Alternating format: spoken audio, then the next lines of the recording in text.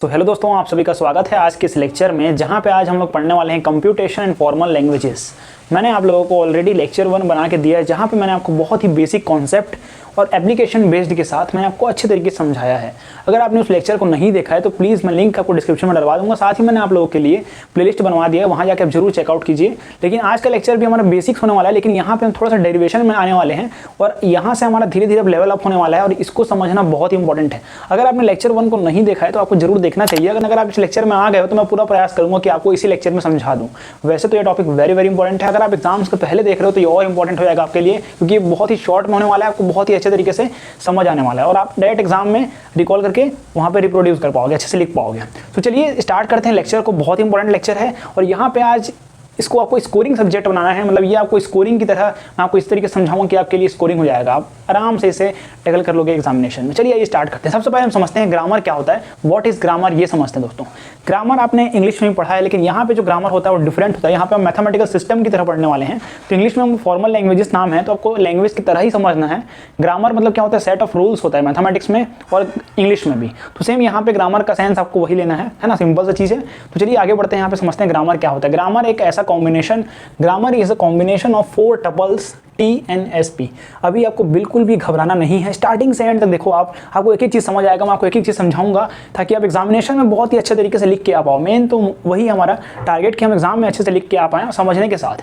तो यहाँ पे आपको समझने में ध्यान रखना है, आपको पेशेंस रखना है थोड़ा सा कि यहाँ पे TNSP 4 टपल्स। आपको ये ध्यान रखना है कि ग्रामर जो है हमारा कॉम्बिनेशन होता है TNSP का।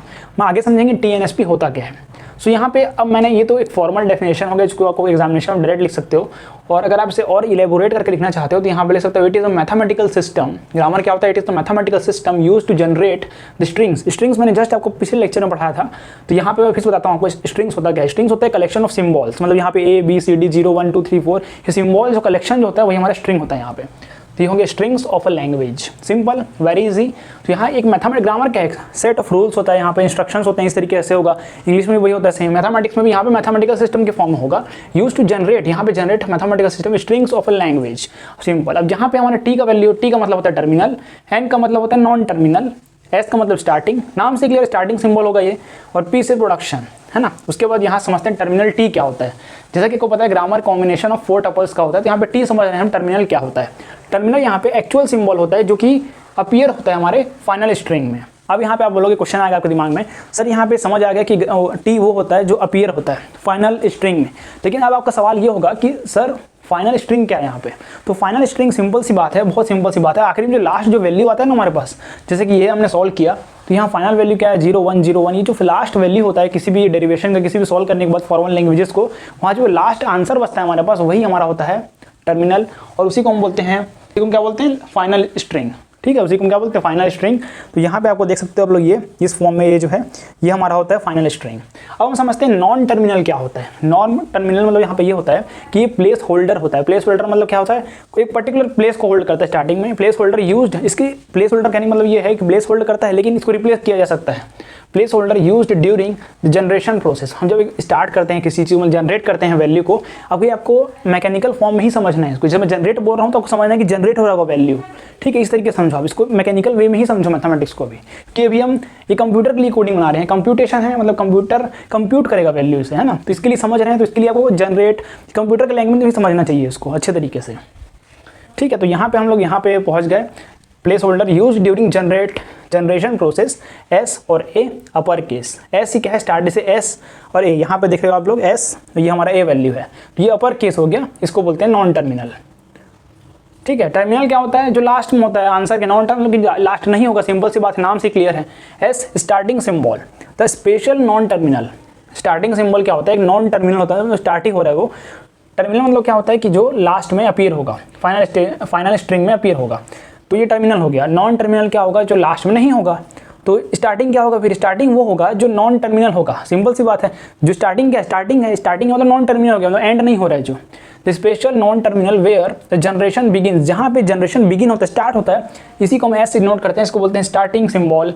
ये हमारा S हो गया, हमने 3 पढ़ लिया, TNS। अब P पढ़ते हैं, प्रोडक्शन क्या होता है। तो यहाँ पे प्रोडक्शन का है the set of rules that tell you how to replace non terminal with other symbol. Production ये होता है कि आपको ऐसा रूल बताएगा जिससे आपको पता चल जाएगा कि नॉन टर्मिनल को किससे रिप्लेस करना है, किस अदर चीज़ से हमें रिप्लेस करना है।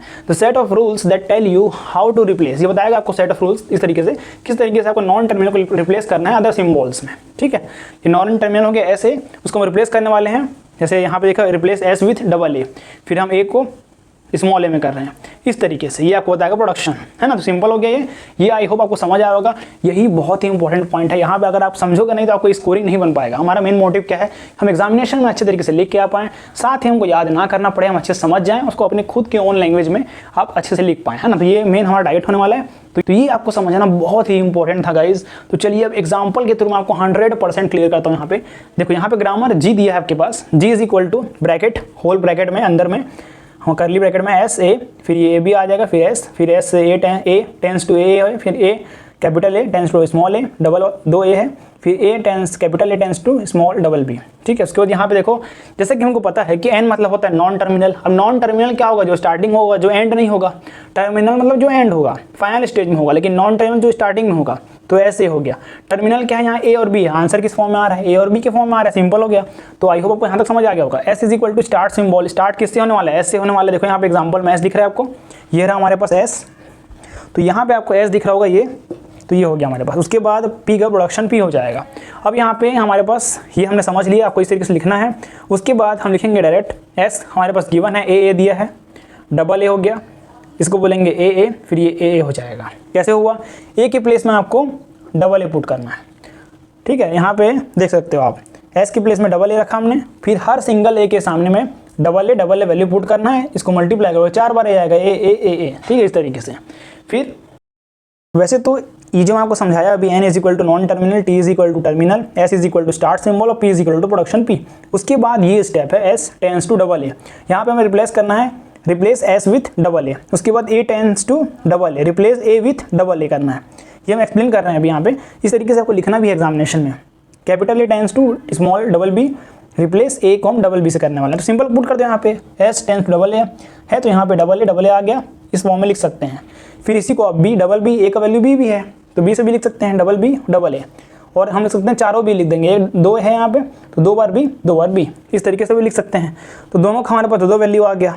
तो यहाँ पे हम क्या करते हैं, रिप्लेस करते हैं। यहाँ पे देखो डबल 4 बार ए आ गया, 2 बार बी, यहाँ भी सेम लिख सकते हैं हम, 2 बार बी। कैसे आया ये को पता है, ए के प्लेस में डबल ए रखा हमने, और ये वाले ए के प्लेस में डबल बी रखा, तो ये आ गया, फिर डबल ए आ गया, फिर 4 बार भी आ गया, यही पॉसिबल है। तो ये हमारा लैंग्वेज, अंदर में ग्रामर, ये वैल्यू आ गया। तो इस तरीके से ही आपको यहाँ पे सॉल्व करना होता है, बहुत ही बेसिक है, रिप्लेस बस करना है और सिंपल में आपको फ्री ऑफ कॉस्ट में मार्क्स मिल जाएगा। तो यहाँ पे हम लोग डेरिवेशन पढ़ते हैं, ये डेरिवेशन बहुत ही ईजी है, बहुत ईजी गाइस। तो यहाँ पे डेफिनेशन क्या है, ये आपको इस फॉर्म में समझना है। यहाँ पे जी हमारा पता है आपको, ग्रामर 4 टपल होता है, कॉम्बिनेशन का टी एन एस पी। यहाँ पे आपको सारे का वैल्यू पता है क्या होता है, इसका मतलब be a grammar and let alpha और बीटा, यहाँ पे 2 स्ट्रिंग है, स्ट्रिंग मतलब क्या होता है, कलेक्शन ऑफ सिम्बॉल्स। यहाँ पे टी यूनियन एन है, we say that alpha produces B, मतलब अल्फा वैल्यू है, उसमें कुछ हम कंडीशन लगाते हैं तो वैल्यू बी प्रोड्यूस होता है, रिटर्न एज ये। इसका मतलब क्या होता है समझेंगे हम लोग, ये अल्फा फिर ये star B. If there exist finite number of strings, हमारे पास फाइनाइट नंबर ऑफ स्ट्रिंग्स हैं, अल्फा 1, अल्फा 2, अल्फा 3, फिर हमारे पास ये हो गया अल्फा n, सच दैट अगर ये वैल्यू इसमें कन्वर्ट हो रहा है। अब यहाँ पे एक चीज़ समझते हैं हम लोग, क्या समझते हैं यहाँ पे, अगर हमारे पास कोई वैल्यू है, अल्फा से बीटा में डायरेक्ट चेंज हो रहा है कोई वैल्यू, अगर सिंपल सी भाषा में समझते हैं, अल्फा से अगर डायरेक्ट कोई वैल्यू बीटा में चेंज हो रहा है, दैट मीन्स वहाँ पे अगर सिंगल रूल का यूज़ हो रहा है, मतलब डायरेक्ट अल्फा से डायरेक्ट बीटा में कन्वर्ट हो गया, तो वहाँ पे ये नॉर्मल साइन यूज़ होगा, ये वाला बस ये यूज़ हुआ, इसका मतलब एक बार एक सिंगल रूल लगा है, डायरेक्ट कन्वर्ट हो गया अल्फा से बीटा में। लेकिन अगर वो मल्टीपल स्टेप्स लगाए, मतलब से अल्फा 1 फिर अल्फा 2 अल्फा 3 मल्टीपल स्टेप्स लग रहा है, तब बीटा बन रहा है, तब वहाँ पे ये स्टार यूज़ होता है। तो ये हमें ये डेफिनेशन कैसे पता चला आपको, यहाँ पे मल्टीपल स्टेप्स यूज़ हुआ है बीटा बनने में, है ना। तो यहाँ पे क्या हुआ, मल्टीपल स्टेप्स यूज़ हुआ है बीटा बनने में, तो ये इंपॉर्टेंट था समझना यहाँ पे। तो ये हो गया। ये स्टार कब लगता है, जब मल्टीपल स्टेप यूज़ होता है अल्फा से बीटा वैल्यू प्रोड्यूस करने में, तब होता है ये स्टार का यूज़। और ये अगर सिंगल बार यूज़ हुआ, दैट मीन्स यहाँ अल्फा 1 से अल्फा 2 बन गया, कोई वैल्यू बन गया अल्फा 1 से अल्फा 2, सिंगल बार हुआ है क्योंकि एक ही बार में कन्वर्ट हो रहा है अल्फा 2, दैट मीन्स ये साइन यूज़ होगा, है ना। तो ये समझना आपको बहुत इंपॉर्टेंट था। अब एग्जाम्पल समझते हैं। Consider the grammar G as defined below. हमारे पास एक क्वेश्चन दिया गया है, G is equal to T वाला ये वाला, टर्मिनल इज इक्वल टू 0 1, फिर एन हमारे पास ये है, फिर एस का ऐसी है, पी का वैल्यू ये है, प्रोडक्शन, है ना। अब यहाँ पे हमारे पास वैल्यू मेन इसका यूज़ होने वाला है प्रोडक्शन, क्योंकि आपको पता है सेट ऑफ रूल्स है ये, जिसको हम जो कि रिप्लेस करते हैं नॉन टर्मिनल को अदर सिम्बॉल्स के साथ। तो यहाँ पे S0 S1 ये हमारे पास गिवन है। अब यहाँ पे आपको सिंपल कुछ नहीं करना है, ये जो S है गाइज यहाँ पे ये S की जगह में आपको सेम, जैसे S का वैल्यू है 0 S1, तो अगर मैं इस वैल्यू से इसका वैल्यू ये है और इसी S के प्लेस में अगर मैं 0 S1 फिर से लिख दूँ, 0 फिर S के प्लेस में 0 S1, 0S फिर बाहर में 1, तो 0 का 2 बार है स्क्वायर S स्क्वायर, ठीक है। तो यहाँ पे 0 S स्क्वायर। अब यहाँ पे एक चीज़ देखो, यहाँ पे मल्टीपल स्टेप्स हो चुका है। एक ये है हमारे पास, इसमें हम वैल्यू पुट किए, फिर ये बना, तो मल्टीपल स्टेप्स यूज़ हो गया है, इसलिए यहाँ पे आप स्टार लगा सकते हो।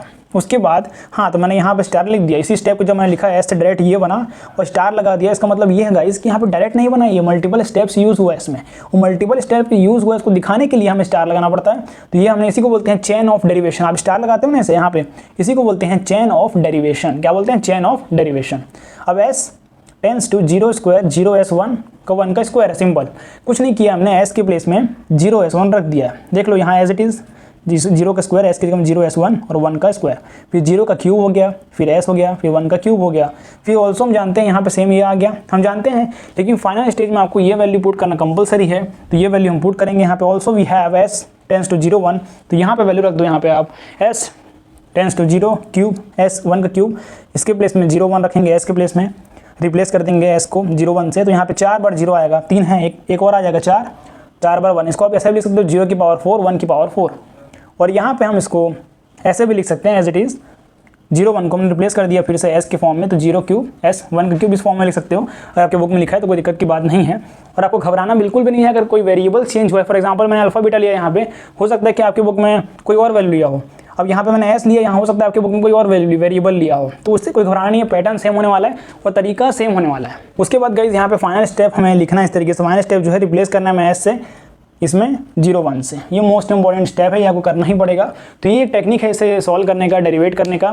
गाइस आज का ये लेक्चर था, और ये लेक्चर आपको बहुत ही इजी लग रहा होगा, क्योंकि मैंने आपको बहुत ही सिंपल लैंग्वेज में नोट्स भी प्रोवाइड किया, साथ ही मैंने बहुत ही सिंपल लैंग्वेज में आपको समझाया भी है। और अगर आप इसे एग्जामिनेशन के टाइम में देख रहे हैं तो भी आपको ये 100% क्लियर होगा, मुझे पता है। अगर आपको थोड़ा भी समझ आया होगा तो प्लीज़ आप कमेंट करना, अपना फीडबैक जरूर देना, साथ ही आप लाइक करना और अपने दोस्तों को शेयर करना, अपने क्लासमेट्स तक। और गाइज अगर आप चैनल में पहली बार आए हैं तो चैनल सब्सक्राइब कर लीजिए, वीडियो को लाइक कीजिए और शेयर कीजिए अपने दोस्तों तक। सो गाइज आज के लिए इतना ही, मिलते हैं किसी नए लेक्चर में नए टॉपिक के साथ। तब तक के लिए जय हिंद, जय भारत, वंदे मातरम।